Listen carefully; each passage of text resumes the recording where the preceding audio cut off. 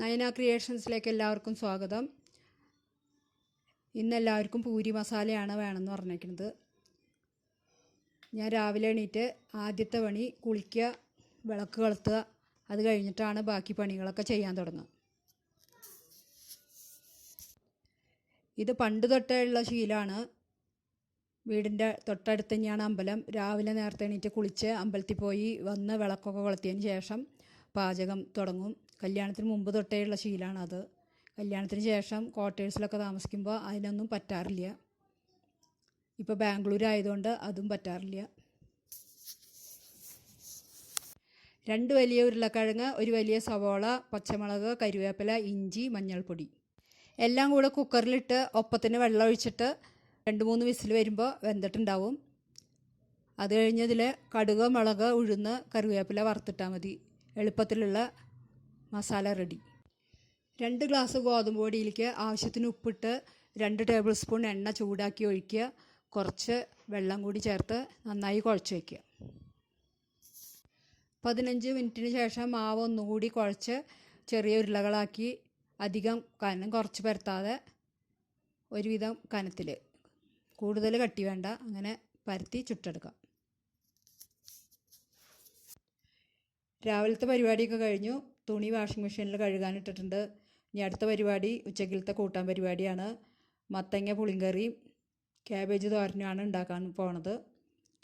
2 cup മത്തങ്ങ കഷ്ണങ്ങൾ, 1/2 cup പരിപ്പ്, 1/4 ടീസ്പൂൺ മഞ്ഞൾപ്പൊടി, 1/2 ടീസ്പൂൺ മുളക് പൊടി എല്ലാം കൂടിയിട്ട് നേരത്തെ വെള്ളമൊഴിച്ച് അടുപ്പത്ത് വയ്ക്കാം. 1 ടീസ്പൂൺ വെളിച്ചെണ്ണ ചേർത്ത് കൊടുത്താൽ ബേസിൽ വരുന്ന സമയത്ത് വെള്ളം പുറത്തേക്ക് വരില്ല. ഇപ്പോൾ ഇത് നോക്കുമ്പോൾ മനസ്സിലാവും, കുക്കറിൽ വിസിൽ വരുന്നുണ്ട്. ഒരു തുള്ളി വെള്ളം പോലും പുറത്തേക്ക് വന്നിട്ടില്ല. കുക്കറിലെ പ്രഷർ പോയ ശേഷം കുക്കർ തുറന്ന് കഷ്ണമൊക്കെ നന്നായിട്ട് വെന്തിട്ടുണ്ട്. ഇനി ഇതിലേക്ക് ആവശ്യത്തിന് ഉപ്പ് ചേർത്ത് ഇളക്കി കൊടുക്കാം. 1/2 മുറി തേങ്ങ ചിരകിയതും 1 നുള്ള് നല്ല ജീരകവും കൂടി നന്നായി അരച്ചെടുക്കാം. ഉപ്പ് ചേർത്ത ശേഷം ഫ്ലെയിം ഓൺ ചെയ്ത് കുക്കർ വെച്ച് ഇപ്പോൾ കറി തിളച്ച് തുടങ്ങിയിട്ടുണ്ട്. ഇനി ഇതിലേക്ക് പുളിവെള്ളം ചേർത്ത് കൊടുക്കാം.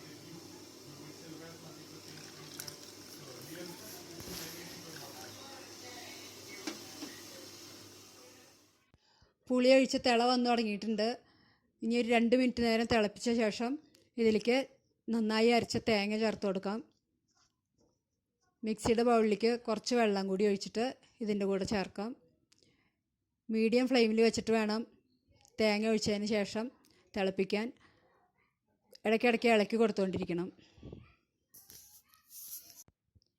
തേങ്ങ ഒഴിച്ചിട്ട് തിളപ്പിക്കുമ്പോൾ ചെറിയ തീയിലിട്ടിട്ട് വേണം തിളപ്പിക്കാൻ, അല്ലാന്നുണ്ടെങ്കിൽ തേങ്ങ പിരിഞ്ഞു പോവും.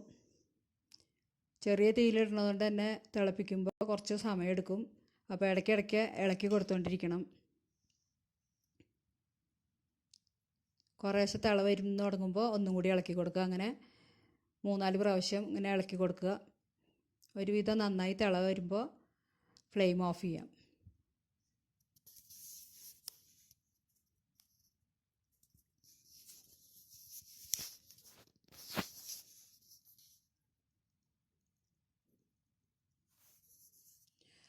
ഇപ്പോൾ ഇത് നന്നായി തിള വന്നു തുടങ്ങിയിട്ടുണ്ട്. ഇനി ഫ്ലെയിം ഓഫ് ചെയ്യാം.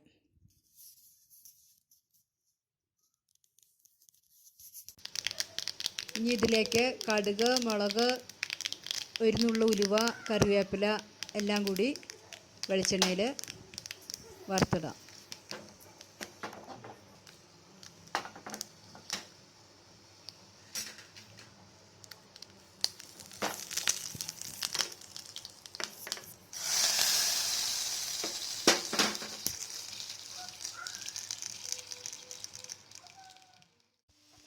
ഒരു പാൻ ചൂടാകുമ്പോൾ അതിലേക്ക് വെളിച്ചെണ്ണ ചേർത്ത് പട്ട, ഗ്രാമ്പൂ, ഏലക്ക, ജാതിപത്രി, പെരുംജീരകം, തക്കോലം എല്ലാം കൂടി ചേർത്ത് മൂത്ത മണം വരുമ്പോൾ ഇതിലേക്ക് ഇഞ്ചി വെളുത്തുള്ളി പേസ്റ്റ് ചേർത്ത് ഇതിൻ്റെയും കൂടി പച്ചമണം മാറുമ്പോൾ ഇതിലേക്ക് സവോള 3-4 എണ്ണം നീളനരിഞ്ഞ് പച്ചമുളക് കൂടി ചേർത്തിട്ട് നന്നായി വഴറ്റി കൊടുക്കാം. ഇവിടെ ഉള്ളവർക്കൊക്കെ നോണിനോടാണ് താല്പര്യം. അപ്പോൾ പുളിയും കറി അത്രയ്ക്ക് ഇഷ്ടമുണ്ടാവില്ല. അതുകൊണ്ട് ഞാൻ ചിക്കൻ കറിയും കൂടി എളുപ്പത്തിൽ ഉണ്ടാക്കാമെന്ന് വിചാരിച്ചു.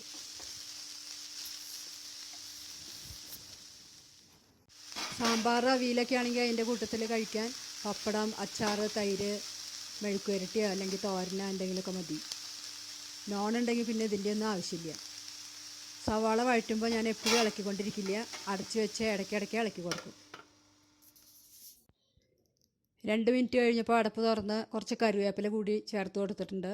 ഇനി നന്നായി ഇളക്കി യോജിപ്പിച്ച് വീണ്ടും അടച്ചു വയ്ക്കും. ഇങ്ങനെ ഇടയ്ക്കിടയ്ക്ക് അടപ്പ് തുറന്ന് ഇളക്കി കൊടുത്തുകൊണ്ടാണ് ഞാൻ സവാള വഴറ്റിയെടുക്കാറ്. വലിയ ഫ്ലെയിമിലിട്ട് കുറേ എണ്ണ ഒഴിച്ചിട്ടൊന്നും സവാള വഴറ്റാറില്ല. ഞാനെപ്പോഴും കൂടുതൽ സമയം എടുത്തിട്ട് പതുക്കെ സാവധാനത്തിൽ കുക്കിംഗ് ചെയ്യാറുള്ളൂ.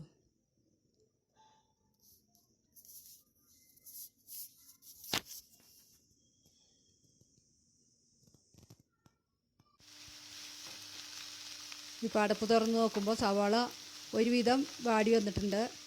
ഇനി ഒന്നും കൂടിയും വഴണ്ടി വരണം. അതിന് ഒരു 2-3 മിനിറ്റും കൂടി അടച്ചു വയ്ക്കുക. ഗ്രേവിക്ക് വേണ്ടി 1 ടീസ്പൂൺ മുളക് പൊടി, 1/2 ടീസ്പൂൺ ഗരം മസാല, 1/4 ടീസ്പൂൺ മഞ്ഞൾപ്പൊടി, 1/4 ടീസ്പൂൺ കുരുമുളക് പൊടി ചേർത്ത് കൊടുക്കാം. പിന്നെ ഇതിലേക്ക് ഈസ്റ്റേൺ ചിക്കൻ മസാല 1 ടീസ്പൂൺ ചേർത്ത് കൊടുക്കുന്നുണ്ട്.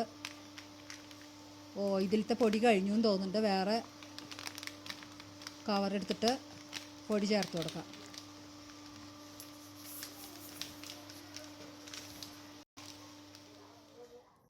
ചിക്കൻ മസാല 1 ടീസ്പൂൺ ചേർത്ത് കൊടുക്കുന്നുണ്ട്. പൊടികളെല്ലാം കൂടി നന്നായിട്ട് ഇളക്കി യോജിപ്പിക്കാം. ഇതൊരു മീഡിയം ഫ്ലെയിമിലിട്ട് 2-3 മിനിറ്റ് നേരം ഇളക്കിക്കൊണ്ടിരിക്കണം. പൊടിയൊന്നും കരിഞ്ഞു പോവാതെ ഇളക്കണം. ഫ്ലെയിം ഒട്ടും കൂട്ടി വയ്ക്കരുത്. ലോ ടു മീഡിയം ഫ്ലെയിമിലിട്ടാൽ മതി. ഇത് നന്നായി ഇളക്കി പച്ചമണം മാറുന്നത് വരെ ഇളക്കുക. ഇതിപ്പോൾ എണ്ണയൊക്കെ തെളിഞ്ഞു വന്നു തുടങ്ങിയിട്ടുണ്ട്. ഇനി ഇത് നന്നായി ഇളക്കിക്കൊണ്ടിരിക്കുക.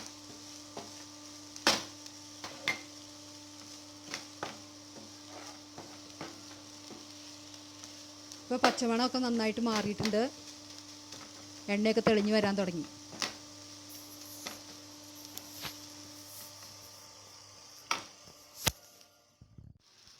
മസാല പുരട്ടി ഫ്രീസറിൽ വെച്ചിരുന്ന ചിക്കനാണ്. കുറച്ച് നേരത്തെ എടുത്ത് പുറത്ത് വെച്ചിട്ടുണ്ടായിരുന്നു. ഇനി ചിക്കൻ മസാലയായിട്ട് നന്നായി യോജിപ്പിച്ച് മൂടി വെച്ച് 5 മിനിറ്റ് വേവിക്കാം.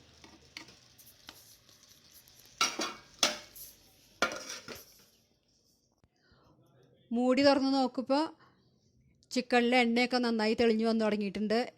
ഈ സമയത്ത് ഗ്രേവിക്ക് ആവശ്യത്തിനുള്ള വെള്ളം ചേർത്ത് കൊടുക്കാം.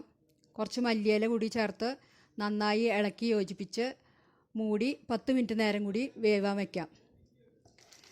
ഇപ്പോൾ ലോക്ക്ഡൗൺ കാരണം ആഴ്ചയിൽ ഒരിക്കലാണ് മാർക്കറ്റിൽ പോണത്. ആ സമയത്ത് 2-3 കിലോ ചിക്കൻ വാങ്ങിക്കൊണ്ട് വന്നിട്ട് ഉപ്പ്, മഞ്ഞൾപ്പൊടി, മുളക് പൊടി, കുരുമുളക് പൊടി, മല്ലിപ്പൊടി, ഗരം മസാലപ്പൊടി, ഇഞ്ചി വെളുത്തുള്ളി പേസ്റ്റ്, ചെറുനാരങ്ങ നീര്, വെളിച്ചെണ്ണ, കുറച്ച് കറിവേപ്പില എല്ലാം കൂടി യോജിപ്പിച്ച് ചിക്കനിൽ നന്നായി പുരട്ടി വയ്ക്കും. മസാല പുരട്ടിയ ചിക്കൻ അരമണിക്കൂർ നേരം പുറത്ത് വയ്ക്കും. അതിനുശേഷം 2-3 പാത്രങ്ങളിലാക്കിയിട്ട് ഫ്രീസറിലാണ് എടുത്ത് വയ്ക്കുക. അപ്പോൾ ആവശ്യത്തിന് ഓരോ പാത്രത്തിലത്തെ എടുത്താൽ മതിയല്ലോ. ഇപ്പോൾ ചിക്കനൊക്കെ നന്നായി വെന്ത് വന്നിട്ടുണ്ട്. വെള്ളമൊക്കെ പാകത്തിനാണ്. ഇനി ഇതിലേക്ക് കുറച്ച് മല്ലിയില, കുറച്ച് കറിവേപ്പില കൂടി ഇട്ട് തീ ഓഫ് ചെയ്യാം. ഇന്നത്തേക്കുള്ള കറികളൊക്കെ റെഡി ആയിട്ടുണ്ട്. ഇനി വൈകുന്നേരത്തേക്ക് ചപ്പാത്തിയാണ്. അതിന് ചിക്കൻ കറി മതി. ഇപ്പോൾ ചപ്പാത്തി എല്ലാം പരത്തി വെച്ചിട്ടുണ്ട്. ഇനി തവ ചൂടാക്കി ചപ്പാത്തി ചുട്ടെടുക്കാൻ തുടങ്ങാം. അപ്പോൾ ഇന്നത്തെ എൻ്റെ വീഡിയോ അവസാനിപ്പിക്കുകയാണ്. എല്ലാവർക്കും അടുത്ത വീഡിയോയുമായി വരുന്നതുവരെ നമസ്കാരം.